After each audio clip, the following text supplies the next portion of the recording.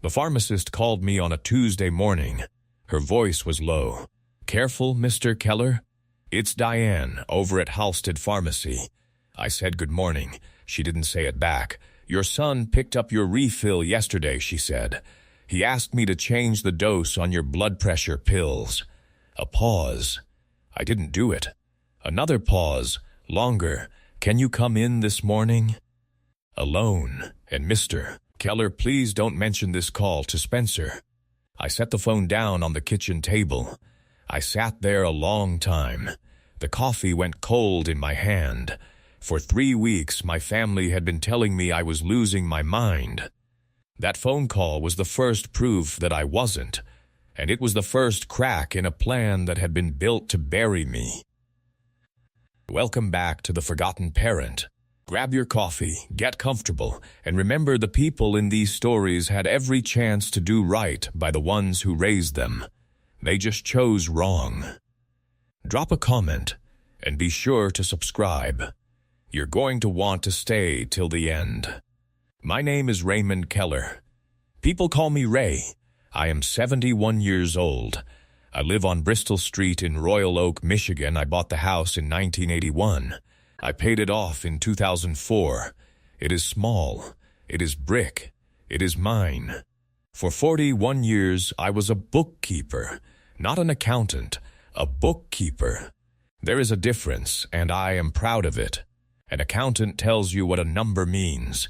A bookkeeper makes sure the number is true. I spent my whole life making numbers true. I have a habit. I write everything down. Always have. I keep a ledger on the kitchen table, a green cloth cover, worn soft at the corners. Every day I write the date. I write what I spent. I write who called. I write what they said. My wife used to tease me about it. "Ray," she'd say, "nobody is auditing your Tuesday." But I wrote it down anyway. 41 years of habit does not switch off. Remember the ledger. It matters later. My wife was named Ruth. We were married 43 years. She passed 14 months ago. Cancer. It was quiet, and it was slow, and it was not kind. I held her hand at the end. I will not spend your time on that part. Some grief is not for strangers. I will only say the house got very quiet. And I started writing more in the ledger, not less. It gave my hands something honest to do. The ledger habit was not always a comfort. It started as survival. There was a year, 1983, when I nearly lost this house. The plant where I kept books cut half its staff. I was one of the half. Ruth was pregnant with Spencer. We had $11 in checking and a mortgage due. I remember the exact number, $11. I sat at this same table and I did the only thing I knew. I wrote down every cent, what came in, what went out, what could wait. I called every person we owed and I made a plan with each one. Not a loud plan, a written one. We did not miss the house. We did not miss a single payment. It took 2 years. Ruth never once said she was afraid, though I know she was. She just started stretching one chicken into 3 dinners. When I finally caught on and tried to apologize, she put her hand on mine. "Ray," she said, "you are not allowed to feel guilty for keeping us afloat. Now eat." That is who Ruth was. And that is why I write things down. Not because I'm afraid of forgetting. Because writing the truth is how I have always kept the people I love safe. Hold on to that. It is the whole story, really. Ruth and I were careful people. We never made much. But we never wasted much either. She clipped coupons until the year she died. I tracked every account in that green ledger. And quietly, over 40 years, careful people add up. When Ruth passed, she left an estate. The house here, a small lake cottage up near Higgins Lake, a retirement account I had managed myself since 1986. All told, just over $2,400,000. $2.4 million. I want you to hold that number. because somebody else was holding it too. We have one son. His name is Spencer. He is 39. I love him. I need you to know that before I tell you the rest.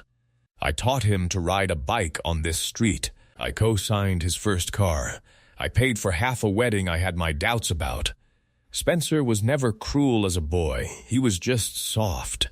He wanted things to be easy. And he married a woman who knew exactly how to use that. Her name is Camille. She is polished, every hair in place. She calls me Raymond, never Ray, never Dad. She has a way of smiling that never reaches her eyes. The first time she sat at Ruth's table, she asked what the house was worth. Ruth caught my eye across the room. We didn't say anything, but we both heard it. Some questions tell you everything. Looking back, Camille was circling long before Ruth died. I see it clearly now. I wrote enough of it down to be sure. 2 Thanksgivings ago, she cornered Spencer in our kitchen. I was in the next room. The door was open. "You need to ask them about the will," she said, "before it's too late." Spencer mumbled something. She pushed harder. "I'm just thinking about our future." At the time, I told myself she was anxious. Young couples worry about money. I gave her the benefit of the doubt. Ruth did not. "That one's counting our chairs," Ruth said that night. "She's deciding which ones she'll keep." I laughed. Ruth didn't. Ruth was rarely wrong about people. She just didn't live long enough to watch this one prove her right. There was another sign, a year before any of this. Camille offered to help organize my files right after Ruth's diagnosis. She wanted the passwords, the account numbers. "So it's all in one place, Raymond, in case. I thanked her and said I had it handled. She did not like that answer. I wrote that down too, though I didn't know yet why it mattered. A bookkeeper writes it down first and understands it later. That is the point of the habit. It started about a month after Ruth's funeral. Small things. Spencer began calling more. That should have warmed me. It didn't quite. The calls had a script to them. "You eating okay, Dad? You remembering your pills? You seem tired. You seem confused." I wasn't confused, but say a thing to a man enough times, and he starts to check himself. That is the trick. That was always the trick. Then the incidents started. That is the only word for them. Incidents. One Sunday, Camille came by and the stove burner was on. Low, but on. I had not turned it on. I am sure of that. I wrote it in the ledger that night. Burner on. I did not light it. Camille here 2:10 to 3:40. 2 weeks later, my checkbook was in the freezer. In the freezer. Spencer found it while I was in the other room. He held it up like evidence. "Dad," he said, soft and sad. "Dad, this isn't like you." He was right. It wasn't. A relative called to wish me a happy birthday 3 weeks before my birthday. She said Spencer had told her the date was coming up. He'd gotten it wrong, then blamed the mix-up on me. I heard about it secondhand. I wrote that down, too. Here's the thing they didn't understand.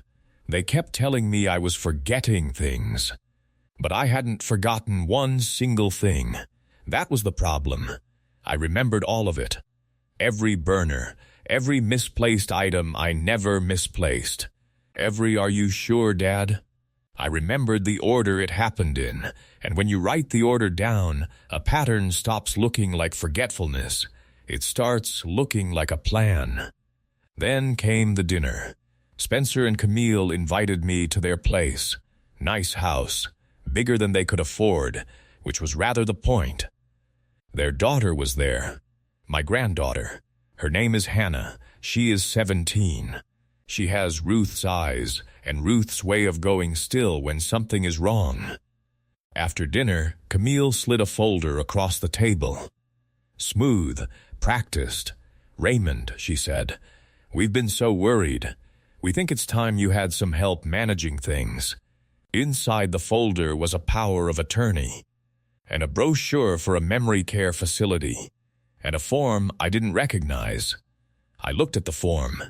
It was a petition for guardianship, to have a court declare me legally incapacitated, to put Spencer and through him, Camille in control of my person and my property.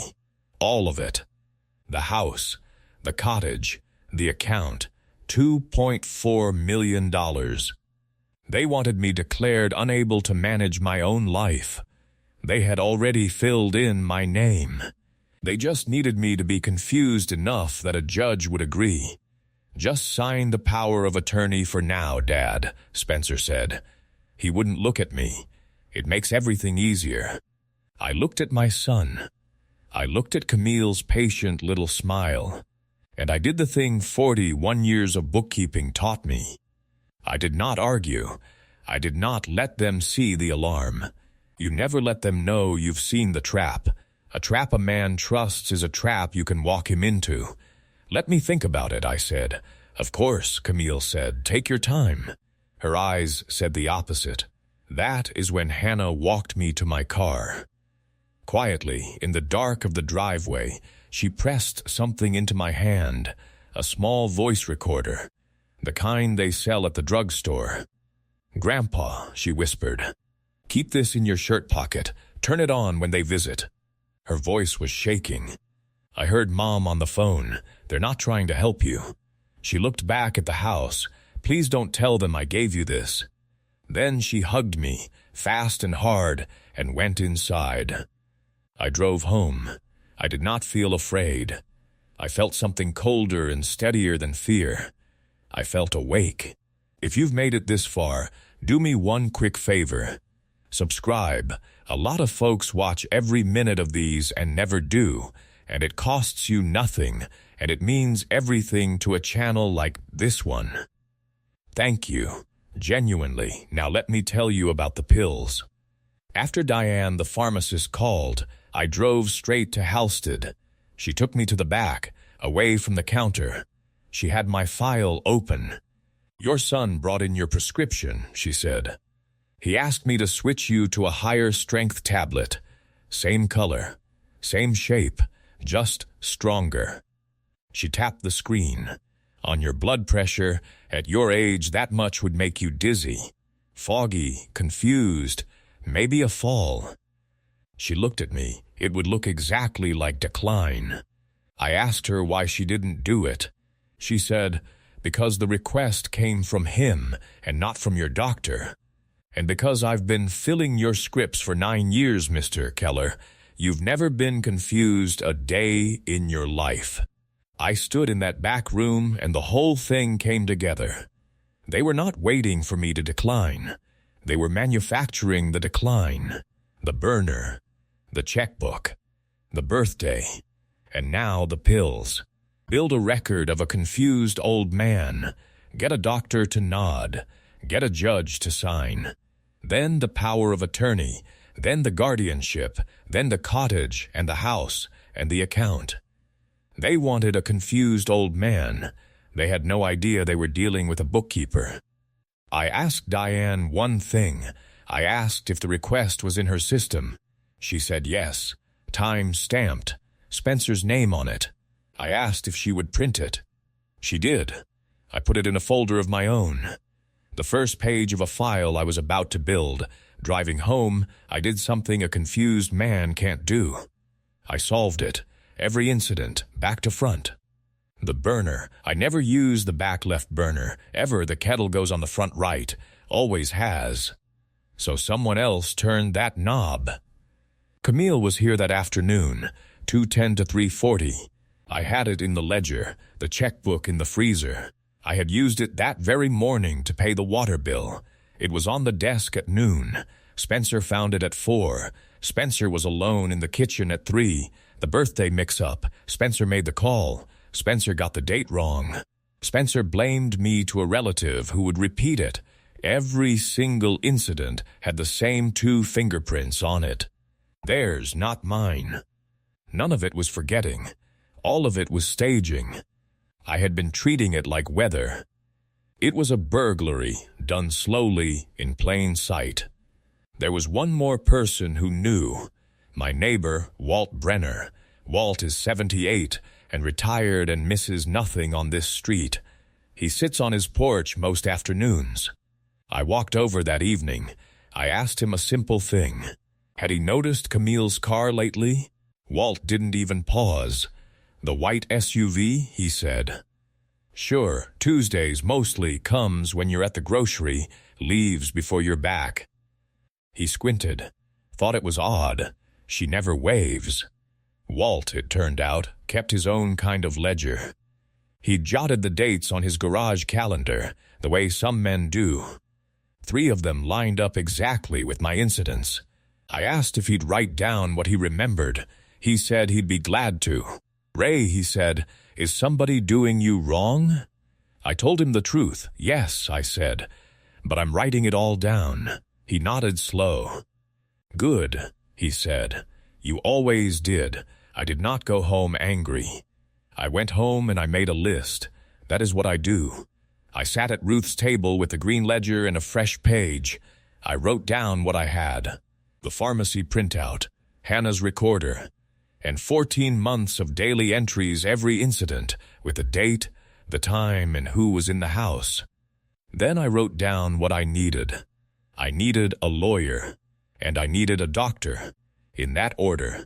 The lawyer was easy. His name is Arthur Finch. He drew up Ruth's estate with us in 2009. He is 73 and he has not retired because, in his words, he is not done yet. I drove to his office downtown the next morning.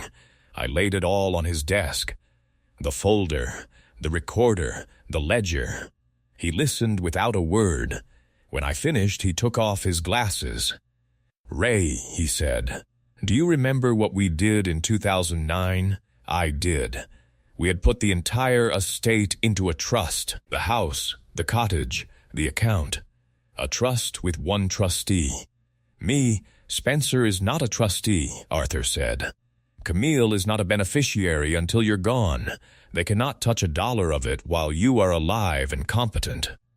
He leaned forward, which is exactly why they need you declared incompetent. The guardianship is the only door into that trust. It's the whole game. Then his face changed, the way still water changes when something moves underneath. Ray, he said, asking a pharmacist to alter a man's medication to fake his decline, that is not a family squabble. That is drugging a vulnerable adult to commit fraud. In Michigan, that is a crime. 2 crimes. He put his glasses back on. Do not sign anything. Do not confront them. Let them keep believing it's working. I asked him what he needed from me. He said 3 things. A clean cognitive evaluation from a real doctor, the pharmacy record, certified, and the ledger. Especially the ledger, he said. 41 years of a man writing down the truth every single day. No court in this state will look at that and call you confused. He almost smiled. They built their whole case on you being unreliable. You are the most reliable witness I have ever met. So I went and got tested, a full cognitive evaluation at a clinic Arthur trusted, paid for out of my own account so no one could question it. 2 hours of questions and puzzles and memory tasks. The doctor scored it in front of me. Mr. Keller, she said, I wish my own scores looked like this. She signed it, dated it. I added it to the folder. For the next 2 weeks, I did the hardest thing I have ever done. Nothing. I let them come by.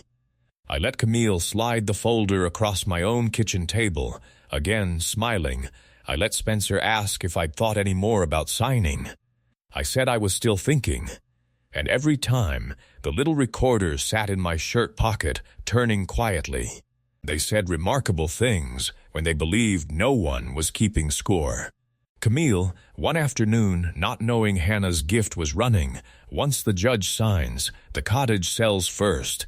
He'll never even know it's gone. Spencer, quiet. And if he asks, Camille, he won't remember to ask. I sat there and nodded like a tired old man. Inside, I was a bookkeeper, writing it all down. I want to tell you the worst moment. It was not the pills. It was a Sunday. The three of them were in my living room, talking about me. Not to me, about me, right in front of me. He can't really live alone anymore. We'll have to clear the house out. Does he even understand what's happening? They talked about my life like I had already left the room, like I was a chore to be scheduled. I have never felt so invisible in my own home. If you have ever sat in a room while your family discussed you in the past tense, you know the exact temperature of that cold. I did not say a word. I just let the recorder run. But that was the night I stopped feeling sorry for Spencer. A weak man is still a man making a choice. I will be honest about something.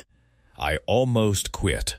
That same Sunday night, after they left, I sat at Ruth's table with the power of attorney in front of me, a pen beside it. I was tired. Not sleepy tired, bone tired, the tired that comes from being told you're broken until you start to wonder. For about an hour, signing looked like peace. Just sign it. Let them have the noise. Keep the quiet. Who would it hurt? I picked up the pen. Then I opened the ledger instead. I don't know why. Habit, maybe. I turned back to an entry from years ago. Ruth's handwriting was in the margin. She used to add notes when I wasn't looking. This one said, in her small, neat hand, Ray keeps us safe by keeping us honest. Don't ever let anyone tell you that's small. I read it 3 times, and I understood what signing really was. It wasn't peace. It was letting them win the lie. It was letting them erase a careful life and call it mercy. Ruth spent 43 years believing the truth was worth keeping. I was not going to sell it for a quiet evening. I put the pen down. I put the cap back on it. And I never picked it up for that page again. The hearing was set for a Thursday. Probate court, downtown. They expected to walk in, present a forgetful widower, and walk out with the keys to his life.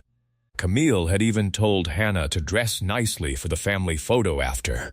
They were that sure. The morning of, I put on the gray suit Ruth bought me. I put the green ledger in my bag. I picked up Hannah on the way she had asked to come, and I will tell you why in a moment. Arthur met us on the courthouse steps, with a thin file and a calm I have only ever seen in men who have already done the work. Ray, he said, today you don't raise your voice once. We let the paper talk.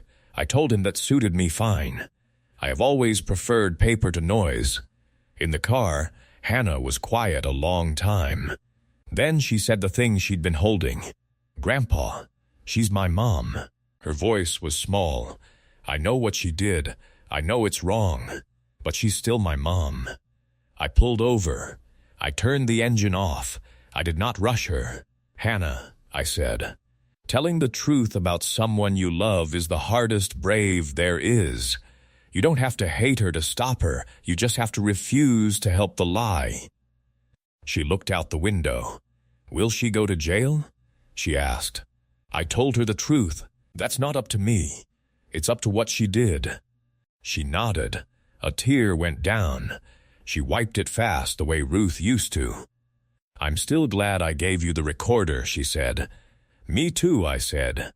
And whatever happens today, you are the bravest person in this family.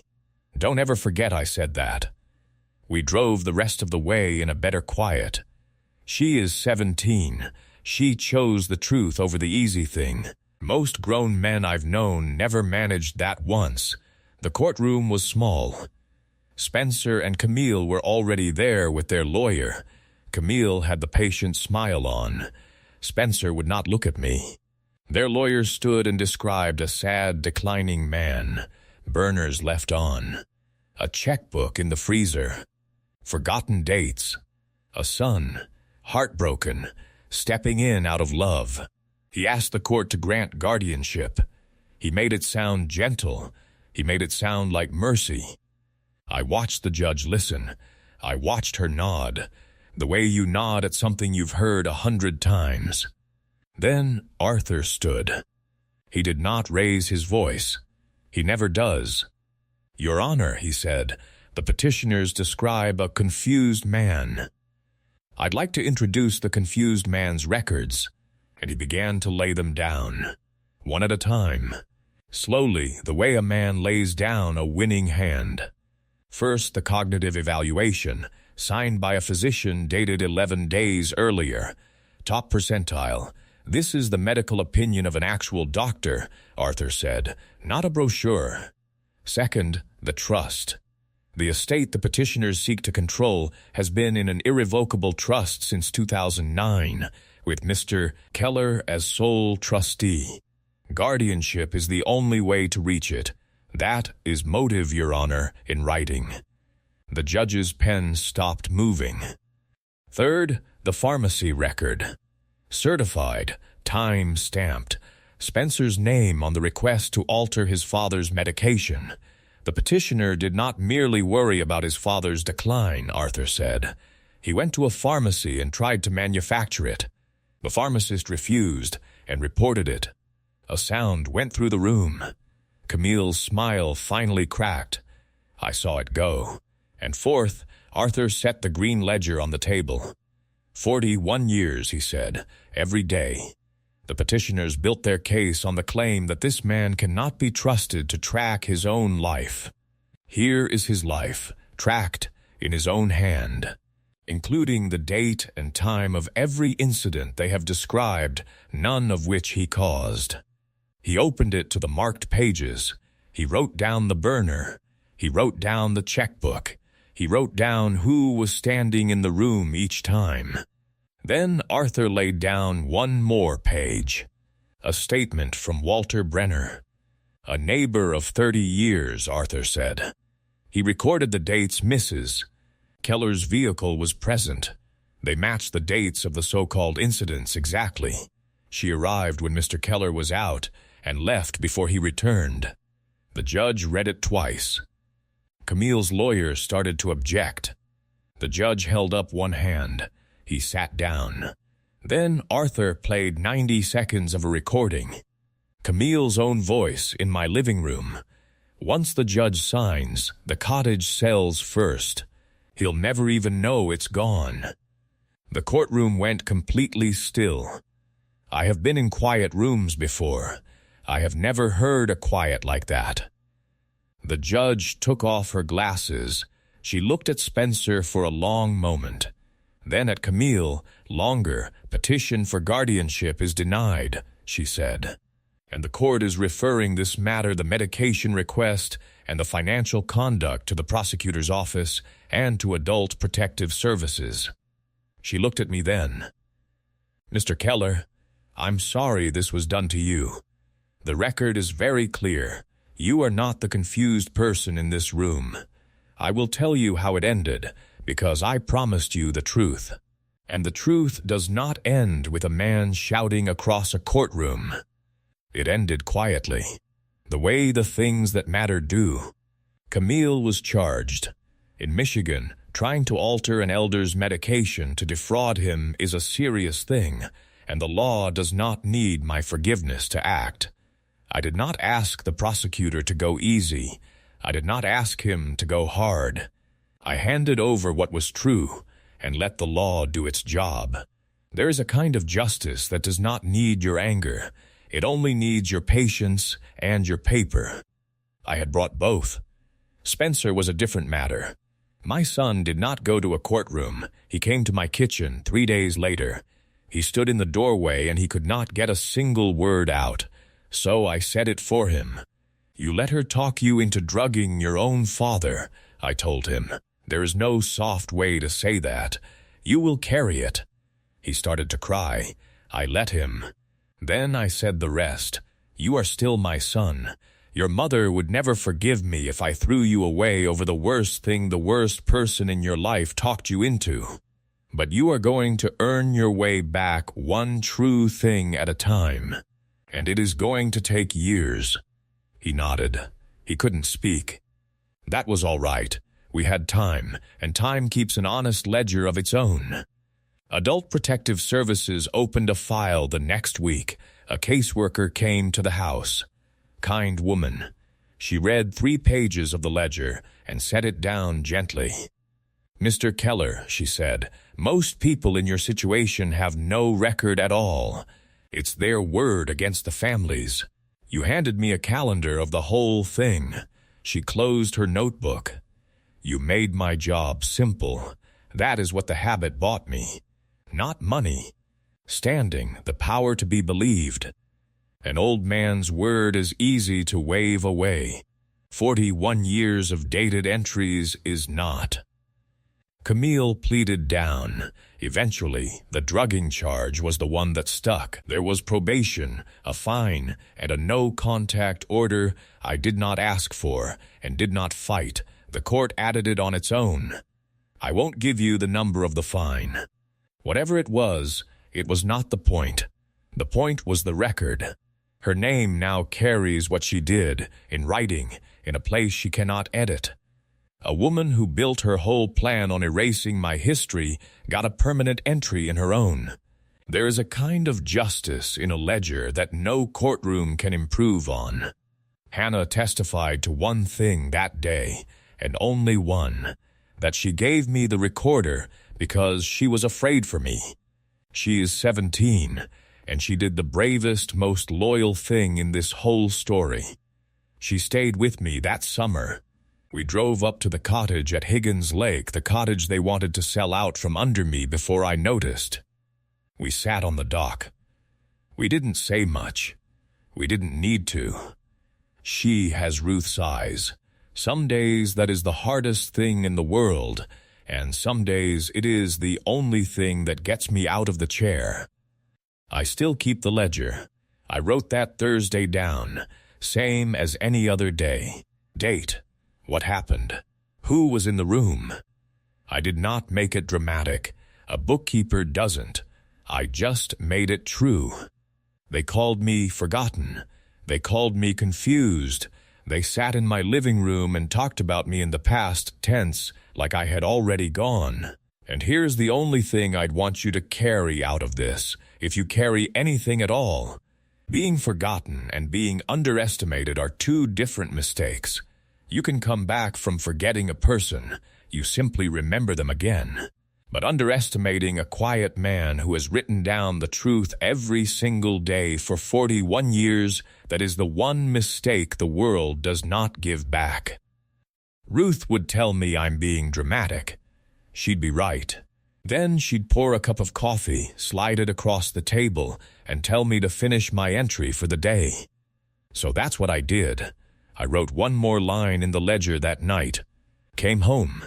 House is mine. Hannah asleep down the hall. A good day.